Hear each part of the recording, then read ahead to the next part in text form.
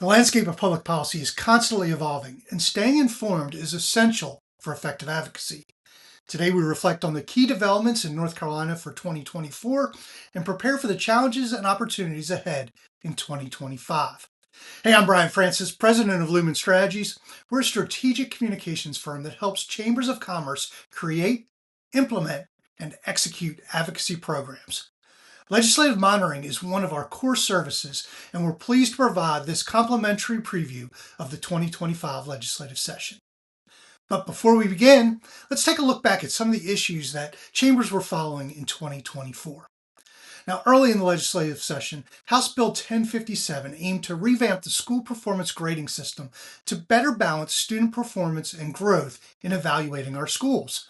Many chambers are concerned that the current grading system does not provide an accurate assessment of school performance and may mischaracterize school systems as underperforming in the eyes of both businesses and workers when they are evaluating a community.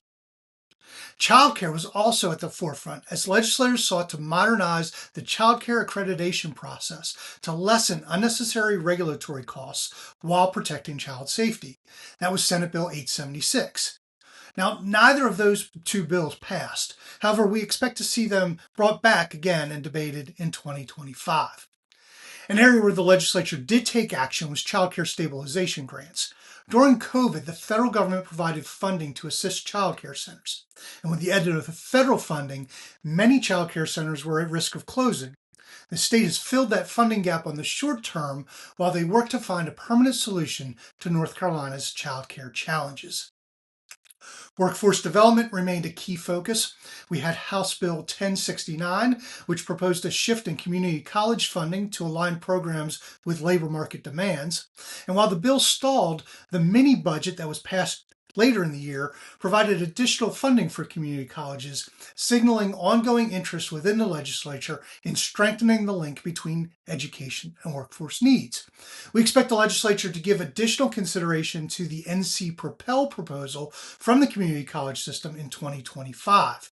NC Propel aims to protect community college programs in areas with declining population while bolstering funding and providing greater flexibility to growing areas. We also saw the passage of Senate Bill 802, which introduced the C-PACE program, a forward-looking initiative to finance sustainable energy upgrades for commercial properties, enhancing North Carolina's business competitiveness. And in the final weeks of this year's session, Senate Bill 382 included a provision to allow for association health insurance plans for small businesses. This creates a tremendous opportunity for chambers to provide an additional benefit to their members, and we would encourage you to pay attention as the legislation is implemented by the Department of Insurance. Moving now to the 2025 legislative session, we will see a few changes in the dynamics on Jones Street. Following the recent elections, Republicans maintained a supermajority in the Senate, but the GOP lost its supermajority in the House by one seat. As a result, any potential veto overrides will require a bipartisan vote. And in the Senate, Lieutenant Governor-elect Hunt is expected to push for a more active role in Senate proceedings, and this will likely be one of several power struggles that we see between the legislative and executive branches. Meanwhile, we expect GOP-nominated Representative Destin Hall to be elected Speaker and place his imprint on priorities in the House. Following the retirement of Representatives Jason Sain and John Bradford, expect some changes in the leadership of the Appropriation and Finance Committees as well. And the key issues for the upcoming session? We expect to see continued work in addressing childcare, including the stabilization grant funding cliff. We expect ongoing debates over healthcare access and disaster recovery funds for Western North Carolina. Legislators are expected to focus on infrastructure repairs, affordable housing, and long-term resilience measures to support communities impacted by the recent natural disasters. And communities outside the mountains will be watching closely to see if funds for those repairs and rehabilitations are diverted from elsewhere in the state.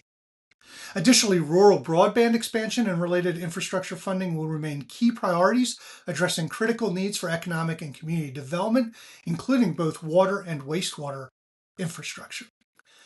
And with significant economic, workforce, and recovery challenges ahead, the 2025 legislative session is poised to shape North Carolina's trajectory, offering opportunities for progress and collaboration across key policy areas.